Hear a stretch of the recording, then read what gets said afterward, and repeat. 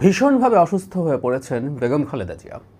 In fact উনি fatal ডিজিজে আক্রান্ত হয়ে অনেক দিন থেকে খুব খারাপ অবস্থায় আছেন, কিন্তু সর্বশেষ খবর হচ্ছে তিনি হসপিটালে ভর্তি হয়েছিলেন, বেশ কয়েকদিন সেখানে ছিলেন, আছেন। এবং আজ কিছুক্ষণ আগে দলের মহাসচিব জনাব মির্জা ফখরুল ইসলাম আলমগীর আমাদের জানিয়েছেন তার অবস্থা খুবই খারাপ। বাংলাদেশে 5 আগস্ট পরবর্তী সময়ে এই মানুষটিকে আমি দেখেছি দলমত নির্বিশেষে সবাই জাতির অভিভাবক হিসেবে মেনে নিয়েছেন। তিনি খুব ভালো শারীরিক অবস্থায় খুব বেশি যাবেন এই প্রত্যাশা আসলে করার তেমন কোনো কারণ নেই, অন্তত মেডিকেল সায়েন্সের দিক থেকে, যেহেতু এই ব্যাপারগুলো আমি খানিকটা বুঝি। কিন্তু তিনি আমাদের মাঝে আরও বেশ কিছুটা দিন থাকুন, এটা সবাই চান, আমাদের অভিভাবকের মতো করে। তার productive life, political productive life আর খুব বেশি দিন থাকার কথা না, কিন্তু তারপরও তিনি থাকা, এটা একটা অসাধারণ ব্যাপার। 5 আগস্ট পরবর্তী সময়ে এই নারী কোনো রকম কোনো প্রতিহিংসা, কোনো ক্ষুব্ধতা না দেখিয়ে এই জাতিকে অসাধারণভাবে গাইড করেছিলেন কি করতে হবে। আমাদের সবার এই মুহূর্তে উচিত হবে যার যার ধর্ম অনুযায়ী এই মানুষটার জন্য প্রার্থনা করা, তিনি যেন আরোগ্য পান, তিনি আমাদের মধ্যে আরও বেশ কিছুদিন যেন থাকেন। এই মানুষটা বাংলাদেশের গণতন্ত্রের ইতিহাসের জন্য, লড়াইয়ের জন্য স্বর্ণাক্ষরে লেখা একটা নাম হয়ে থাকবেন ভবিষ্যতেও। আমি শেখ হাসিনার সময়েই একটা ভিডিও করেছিলাম তাকে কিভাবে পরিকল্পিতভাবে অসুস্থ করে হত্যা করার পরিকল্পনা করা হয়েছিল, এবং দেশের স্বার্থে, গণতন্ত্রের স্বার্থে, এই জাতির স্বার্থে বেগম খালেদা জিয়া কোনো আপোষ না করে নিজের জীবনের এই ঝুঁকি তৈরি করেছেন। ইয়াস, তিনি তার জীবনকে বাজি রেখেছেন আমাদের গণতান্ত্রিক মুক্তির জন্য। আমার ভিডিওটা জুড়ে দিচ্ছি, আমি স্মরণ করছি ওই ভিডিওটা, আপনারা দেখবেন আশা করি। বেগম খালেদা জিয়া মৃত্যুর মুখোমুখি। ওনার শারীরিক অবস্থা খুবই খারাপ ছিল দীর্ঘদিন থেকে, এবং ওনার এমন একটা অসুস্থতা আছে, সেই অসুস্থতা ওনাকে যে কোনো দিন মৃত্যু ঘটিয়ে দিতে পারে। এই পরিস্থিতি ছিল কিন্তু বেশ অনেক দিন থেকে। আমি সহজ করে জিনিসটা বুঝিয়ে বলার চেষ্টা করব আপনাদের। আমি আশা করি ডাক্তারি বিষয় হলেও এটা আপনারা বুঝবেন। যাই হোক, ওনার অবস্থা এখন আরও খারাপের পর্যায়ে গেছে এবং ওনাকে সিসিইউতে নেওয়া হয়েছে, করোনারি কেয়ার ইউনিট। তার মানে ওনার হার্টে খুব মেজর সমস্যা হয়েছে, বা ওই যে বললাম ওনার আরেকটা জটিলতা আছে যেটা ওনার মহাবিপদ তৈরি করতে পারে, সেই পরিস্থিতিও হয়ে থাকতে পারে। এইরকম একটা সমস্যায় আছে দেশের অত্যন্ত গুরুত্বপূর্ণ, সবচেয়ে বড় রাজনৈতিক দলটার প্রধান বেগম খালেদা জিয়া। ওনার অসুস্থতা নিয়ে কথা বলার আগে আমি দুটো কথা একটু যোগ করে রাখতে চাই। সেটা হচ্ছে, বেগম খালেদা জিয়া, আমি অনেক সময় বলি, ওনার দলের যে প্রতিষ্ঠাতা জেনারেল জিয়াউর রহমান, তার চাইতেও বড় রাজনীতিবিদ। জেনারেল জিয়া দলটা তৈরি করেছিলেন ক্ষমতায় এসে, এবং ক্ষমতায় থেকে তৈরি করেছেন, এবং অবশ্যই বিরাট কৃতিত্ব তার আছে। ক্ষমতায় থেকে দল তৈরি করলেই যে সে দল অসাধারণ কিছু হবে, নট নেসেসারিলি। এরশাদ ওনার দ্বিগুণ ক্ষমতায় ছিল, তার দল কিছু না, একটা জাতা দলে পরিণত হয়েছে। সরকারের সাথে থেকে 5 এটে হালুয়া রুটি পাওয়া যায় কিনা, এটা হচ্ছে ওই দলের কাজ। বা 11 সরকারও তো ক্ষমতায় থেকে দল তৈরি করতে চেয়েছিল, পেরে ওঠে নাই তো। সুতরাং ক্ষমতায় থাকলেই দল তৈরি করা যাবে এত সোজা না, এবং সেই দলটা এই ইমেজ নিয়ে দীর্ঘদিন থেকে যাবে, এটাও ভীষণ কঠিন ব্যাপার। বিশেষ করে জিয়াকে ইনফ্যাক্ট আমরা একজন, যতটা না রাজনীতিক মানুষ, তার চেয়ে বেশি স্মরণ করবো একজন রাষ্ট্রনায়ক হিসাবে। একটা আধুনিক বাংলাদেশ গড়ার যে স্টেপগুলো উনি নিয়েছেন, প্রত্যেকটাই রেভলিউশনারি ছিল, এবং সেই রেভলিউশনারি স্টেপগুলোই বাংলাদেশকে আজকে দীর্ঘদিন পর্যন্ত একটা সঠিক জায়গায় রেখেছিল, আমাদের শক্তি হিসেবে দাঁড়িয়েছিল। কিন্তু সে তুলনায় বেগম খালেদা জিয়া একজন রাজনীতির মানুষ হয়ে উঠেছেন। সেনাপ্রধানের স্ত্রী, প্রেসিডেন্টের স্ত্রী, এরকম অবস্থা থেকে হঠাৎ করে উনি নিজকে আবিষ্কার করলেন যে উনি একটা রাজনৈতিক দলকে নেতৃত্ব দিচ্ছেন, যার সেই অর্থে খুব বেশি রাজনীতিতে এক্সপোজার ছিল না। সেই মানুষটাই এরশাদ বিরোধী আন্দোলনে অসাধারণভাবে নেতৃত্ব দিয়েছেন, সেখানে থেকেছেন। পরবর্তীতে আওয়ামী লীগের সময় বিভিন্ন মুভমেন্ট উনি রাস্তায় থেকে, উনি আসলে একজন রাজনীতিবিদ হয়ে উঠেছেন। সে কারণেই মানে কোথায় কি তৈরি হয়েছে, ক্ষমতায় এসে তৈরি হয়েছে না, এসব আলোচনা হাস্যকর। বিএনপির মতো দলটা ক্ষমতাচ্যুত হয়েছে, তারপর তারা ফিরে এসেছেন ক্ষমতায়। সেই কৃতিত্ব, সেই রাজনীতিবিদ হয়ে ওঠাটা বেগম খালেদা জিয়াকে আমাদের এই কৃতিত্বটা দিতেই হবে। এবং খুব গুরুত্বপূর্ণ সময়ে উনি অনেক সঠিক সিদ্ধান্তও নিয়েছেন, যেমন এখনও নিচ্ছেন। দীর্ঘদিন থেকে তিনি অসুস্থ এবং সরকার কতটা নিপীড়ন একটা মানুষের ওপরে চালাতে পারে, বেগম খালেদা জিয়া তার একটা উৎকৃষ্ট উদাহরণ, খুবই উৎকৃষ্ট উদাহরণ। এই মুহূর্তে এক্সিকিউটিভ অর্ডারে উনি জেলের বাইরে আছেন, এটা জামিন না, এবং আমরা জানি যে কতগুলো শর্ত দেওয়া হয়েছে, শর্ত মেনে অথবা শর্ত ছাড়া ফৌজদারি কার্যবিধির যে ধারাতে উনি বেরিয়েছেন তাতে এভাবেই বলা আছে, দুই পক্ষ যেসব শর্তে একমত হবে সেসব শর্তেই তিনি বেরোতে পারবেন। তিনি বেরিয়েছেন এবং এর মধ্যে আছে বিদেশে উনি যেতে পারবেন না চিকিৎসার জন্য, যদিও এরকম অসুস্থতা না, তার 100 ভাগের 1 ভাগ অসুস্থ, তার চাইতে কম অসুস্থ হলেও আওয়ামী লীগের লোকজন বিদেশে যায়। চিকিৎসা মানুষের অধিকার এবং উনি কোথায় নিতে চান সেটা বিবেচনায় থাকা দরকার। এবং জেলে থাকা অবস্থায় বাইরে চিকিৎসা নেওয়ার উদাহরণও আওয়ামী লীগের লোকজনেরই আছে তত্ত্বাবধায়ক সরকারের সঙ্গে। যে ওই আলোচনায় যাচ্ছি না, বেগম জিয়াতে কনসেন্ট্রেট করি।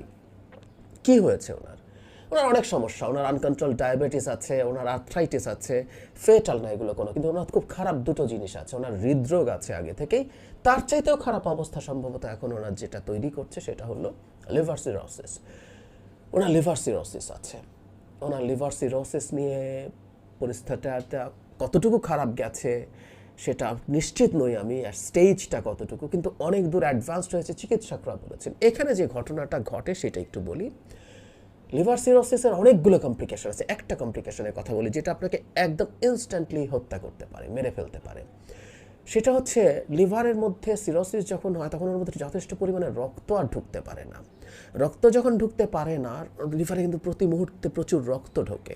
রক্ত যখন ঢুকতে পারে না, খুব স্বাভাবিকভাবে যেটা হয় সেই রক্তগুলো জমা হতে থাকে, আমরা খেয়াল করে দেখুন শিরাতে, যেহেতু ওখানে ঢুকতে পারছে না, ওখান থেকে আস্তে আস্তে শিরা ফুলতে থাকে লিভারের এই ভেতরে রক্ত না যেতে পারার কারণে। এই শিরা ফুলতে থাকে, এটা আমাদের পরিপাকতন্ত্রের বিভিন্ন জায়গায়, বিশেষ করে ইসোফেগাস মানে খাদ্যনালীর এই দিকটায় বিভিন্ন জায়গায় এই শিরাগুলো ফুলতে থাকে এবং এগুলো ফেটে যায়। এগুলো যখন ফেটে যায়, ওটা যখন আর ক্যাপাসিটি নিতে পারে না, ফেটে যায়, তখন সিরিয়াস ব্লিডিং হয়। এই ব্লিডিংটা রক্ত বমি হতে পারে, অথবা আপনার পেট হয়ে এটা পায়খানার সাথে যেতে পারে, সেক্ষেত্রে কালো পায়খানা হতে পারে। এগুলো হচ্ছে লক্ষণ এই ব্লিডিংয়ের। এখন এই ব্লিডিংটা কেন এত খারাপ? ধরুন ব্লিডিং ইটসেলফ ইজ খারাপ, মানে আপনার শরীর থেকে কোনো কারণে যদি একসাথে অনেক বেশি রক্ত বেরিয়ে যায় আপনি মারা যাবেন। ধরুন এই যে রাস্তায় কেউ একজনকে ছুরি মারলো, মানুষ মারা যায় কেন জানেন? পেটে মারলো, ওকে আপনি ইনস্ট্যান্টলি হসপিটালে নিলে তার যদি কোনো মেজর রক্তনালী কেটে যায়, আপনি যদি ওটা ঠিক করে দিতে পারেন, উনি মারা যাবেন। উনি মারা যান রক্তপাতে।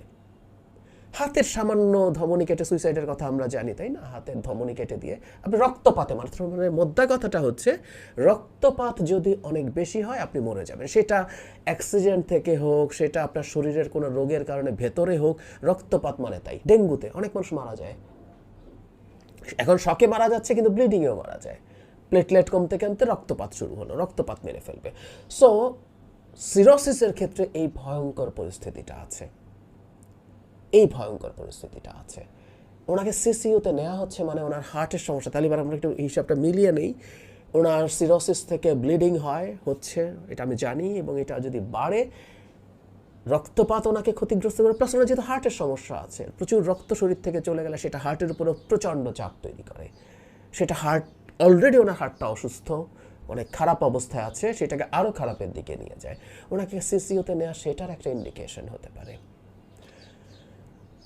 খুবই ইন্টারেস্টিং ব্যাপার হচ্ছে এই মানুষটা সব কিছুর পরও অসাধারণ শক্তিশালী অবস্থায় আছে। এই 4-5 দিন আগেই গণতন্ত্র মঞ্চের নেতারা বেগম খালেদা জিয়ার সাথে দেখা করেছিলেন।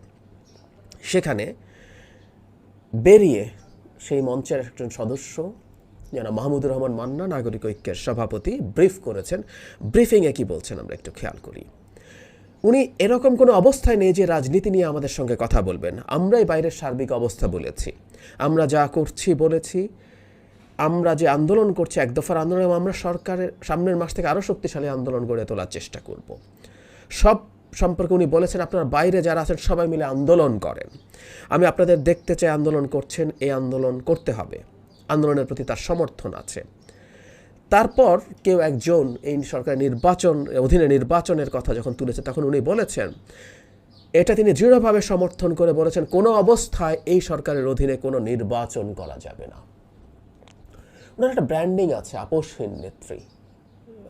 রাজনীতিতে আপোষহীন পুরোপুরি হওয়া ভালো কি মন্দ এই আলোচনা পরিস্থিতি অনুযায়ী কেউ করতে পারেন, কিন্তু শরীরের এই অবস্থায় উনি এই মুহূর্তে এই আপোষটা সঠিক আপোষ, মানে সঠিক আপোষহীনতা, আপোষ না, এই আপোষহীনতাটা সঠিক আপোষহীনতা।